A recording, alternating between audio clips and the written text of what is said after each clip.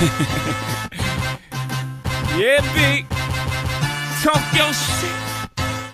Hi YouTube, it is your girl Bw2 and I am back with another hair tutorial, honey. Okay, so why does this hair have me completely feeling myself? Okay, I've never thought that I could ever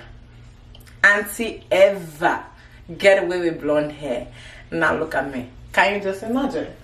So this is gonna be a video inspired by Beyonce. It was just your birthday. Happy birthday to my spirit animal. I love you. Guys, make sure you like, comment, and subscribe.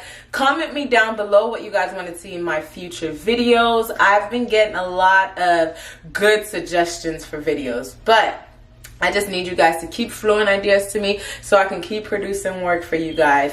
If you guys are curious to see how I got this hair color, make sure you stay tuned. I have a step-by-step instructions to how I literally created this very, very dimensional hair color. Like, seriously. Oh yeah? Can you just see the way I'm feeling myself right now? Can you just see? Jesus Christ has blessed me with blonde hair. Can you just look at my life? The hair that I'm going to be using for today's video is AliQueen's hair product. Y'all know how I feel about this hair company. I have used them for years. I love their hair. I am using a 30 volume developer and my bleaching powder to mix a soupy texture to the bleach. And I'm pretty much mixing it. It's not too thick, it's not too loose. I hope you guys can kind of see how I'm laying this out, but I'm messy. I use saran wrap to lay all over the table, and I'm using a hairbrush to literally sweep the bleach right onto the hair. I'm working with my closure piece right now, and as you can see, at first I start off pouring the bleach all over the top layer of the hair and then parting it in between to get every part of it so that there's no streaks of dark part. I wanted to achieve a really, really light closure with this look. So I'm taking my time to do that, y'all. Take your time to get the bleach throughout the entire hair and not get it on the closure lace area. So that way you won't overly process your lace area also. As y'all can see, I use what I find in the house to do my wigs because I don't see the point in investing in a whole bunch of wig products. Use what you can and be creative and find ways to create what you're looking for. But when I'm done with pouring the bleach on my hair, I use the saran wrap to cover on top of that layer so I have a clean space to work on my bundles with. I am now using a 20 volume developer to work on the bundles. Now the reason that I'm doing this is because I wanted the bundles to be a darker brown than the closure. I don't want it to be as light as the closure. And I'm still using this hairbrush to sweep all over the hair. I honestly could not find my spoolie or wand for coloring, and this hairbrush turned out to be like the perfect thing to use because it allowed me to spread the color really, really fast on the hair. And I'm pretty much taking my time to lay that hair all the way out and completely lay the bleach all over it. I am bringing it close to the roots but not completely on the roots. I am also making sure that I flip that hair around to the back side, so I make sure that I cover the entire hair with bleach. Take your time in doing this. There is no rush. It is important to completely deposit color in each strand to the hair. You don't want to leave weird streaky mess in your hair. Once I am done with that, I pretty much fold out the hair and lay it out to the side and get started on my other bundles. To save us time, I fast forwarded through this clip and I pretty much laid the bleach in all three of my bundles. I used the 20 for the bundles and the 30 for the closure. Now I'm going ahead and washing the bleach out of my closure. As you can see, I have lifted my closure to being like a light brown color. And I'm going in with my Cream of Nature Honey Blonde C41 box dye. I'm pretty much laying that all over the hair. Again, I'm going to comb it through and completely separate out my hair to get the color through it. After that, I lay it to the side and begin to work on my bundles. Now, I am washing out the color from my bundles. As you can see, my bundles is a darker brown than the closure was. When I'm done washing out that color from the bundles, I begin to lay my Revlon box dye color all over my bundles. And as you guys can see, I am basically following the instructions from the box and depositing that color all over the bundles and brushing it through. I basically allowed the color to sit in the closure for about 30 minutes, and I'm going ahead and washing the color out. Again, I think that you guys should not pay attention to the time it took my color to take to the hair. Pay attention to your hair and try to see if you can create a color similar to it, because color takes at different times for different hair. Now I am mixing the bleach for my closure. I'm trying to create a very, very thick consistency with this one. So when it drops, it kind of drops in like big chunks. And I do this so that the bleach does not seep through on my closure. It's important that you do it this way. If it's too soupy, like the last texture we used to color the hair, it will completely seep through and mess up the front roots of your closure. Once I'm done with that, I give it about 10-15 minutes. I wash the color out. Again, I was using a 30 volume developer to do that.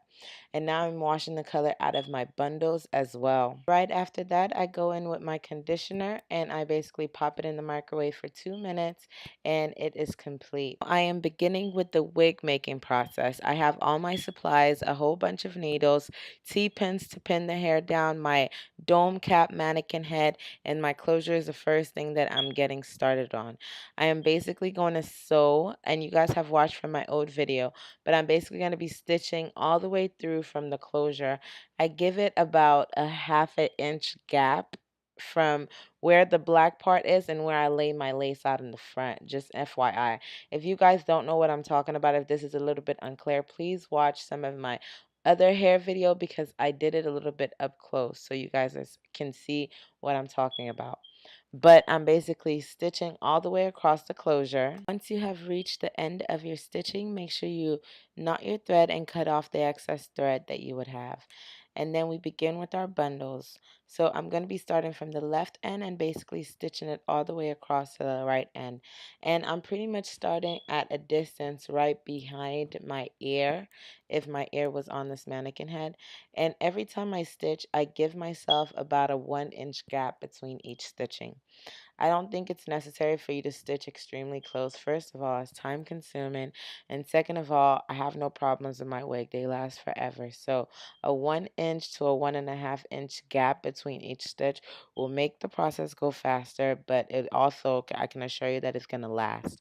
And I'm making sure that each time I come close, I am bringing my stitching side by side to the last place where I left off in the end.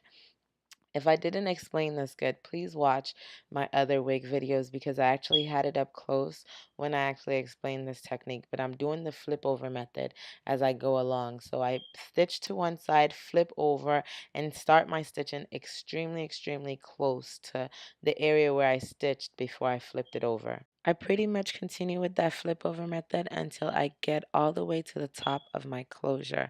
Okay, this is probably the most time consuming part about the whole thing, but once you are done with it, you're going to be so happy with your wig. So, guys, if you guys don't know who this is my younger sister, Jennifer.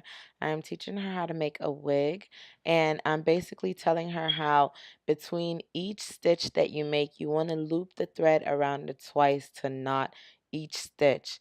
This is probably one of the most important advice that I can give anybody making a wig because this is literally what keeps the wig lasting forever is that I make sure that I knot it between each stitch, and also I am showing her the importance of flipping it over and bringing it extremely close to the last stitch you made. I hope this better explains what I was talking about earlier. As you can see, as I flipped it over, I told her to start the next stitch extremely close to that last position.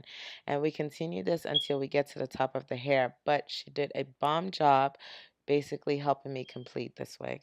Once we begin to make our last stitching, you have to make sure that you are marrying the bundle tracks with the closure on the top. I'm making sure that I'm stitching both the closure, the cap, and the bundles together.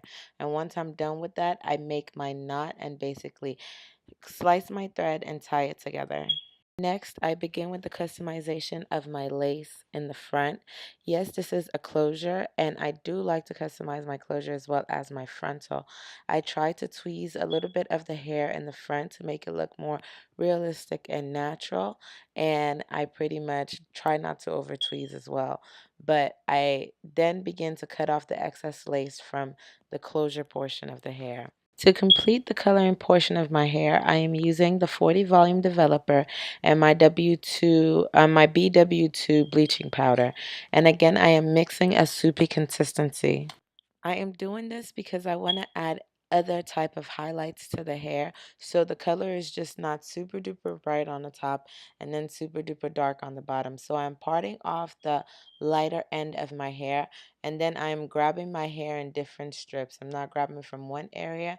I'm kind of going strip by strip and then laying out that 40 volume developer bleach all over my hair. I basically did about 6 of the strips throughout my hair and left it on for about 12 hours. The next morning, I basically washed out the bleach from the hair and curled my hair, and I love this hair. Thank you guys so much for watching. Let me upgrade.